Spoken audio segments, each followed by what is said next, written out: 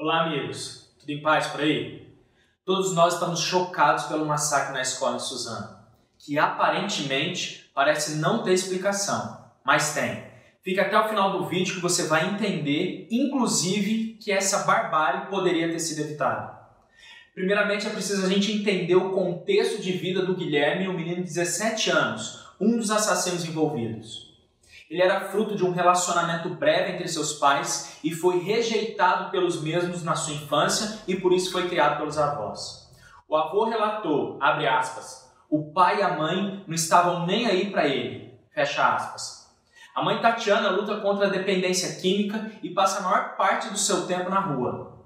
Ela disse, abre aspas, nosso relacionamento até que não era tão ruim, mas a gente quase nem conversava, fecha aspas. E como se não bastasse esse núcleo familiar devastador, ele também sofria bullying na escola por conta das suas espinhas e foi por esse motivo que ele abandonou os estudos no ano anterior. E mesmo assim, a família disse nunca ter desconfiado que o Guilherme pudesse ter um comportamento tão violento. E sinceramente, eu acredito nisso. Sabe por quê? Porque a mãe declarou, eu não sei como ele pôde fazer isso. Ele tinha tudo. Ele tinha internet, videogame e TV a cabo. Essa declaração demonstra o quanto a nossa sociedade está doente, pois o estarrecimento dessa mãe era porque ele tinha um monte de coisas, mas ela, assim como a maioria dos pais, não são capazes de perceber que na verdade os seus filhos não estão tendo nada. Esse rapaz tinha sua avó como sua única referência de amor e de carinho. E depois de perdê-la 3 meses atrás, eu acredito que ele entendeu que a vida já não tinha mais sentido e que ele já não tinha mais nada de valor. E por essa razão, ele planejou destruir tudo. Será que ninguém mais percebe que tudo que o ser humano mais precisa é de afeto e dá-lo não nos custa nada? Será coincidência que os 2 maiores mandamentos de Deus é baseado no amor?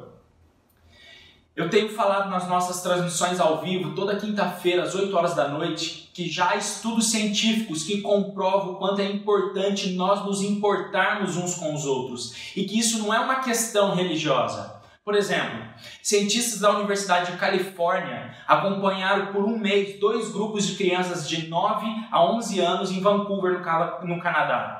O primeiro grupo deveria visitar 3 lugares diferentes na semana e o segundo deveria fazer 3 atos de bondade na semana. Resultado, nos 2 grupos houve um aumento de bem-estar, mas somente no segundo houve um aumento da aceitação entre os colegas, o que refletiu no desempenho escolar e na redução do bullying. Em um outro estudo com crianças que deveriam ajudar os seus amigos com dificuldade em alguma matéria, apenas por 1 hora por semana e por 10 semanas, foi constatado que as crianças generosas apresentaram níveis de inflamação e de colesterol inferiores aos das crianças que não ajudaram ninguém. Eu li hoje o relato comovente de uma professora que dizia que no dia seguinte ao massacre, ela entrou na classe e os alunos estavam falando sobre o ocorrido. E ela decidiu, então, somente observar, que foi quando um aluno de 10 anos se levantou e perguntou, e quem matou o menino que atirou? E aí todos os demais alunos respondem, ele se matou. Então esse aluno disse, quando a minha mãe briga com meu pai, eles ficam um dia sem se falar. E quando volta tudo ficar bem, ela sempre diz para ele, você me mata todas as vezes que para de falar comigo. E aí esse aluno concluiu, eu acho que ele matou a todos e depois se matou porque ninguém queria conversar com ele. Entenda que gente precisa de gente para ser gente. E que quanto mais ela se dedica a outra gente, mais gente ela se torna.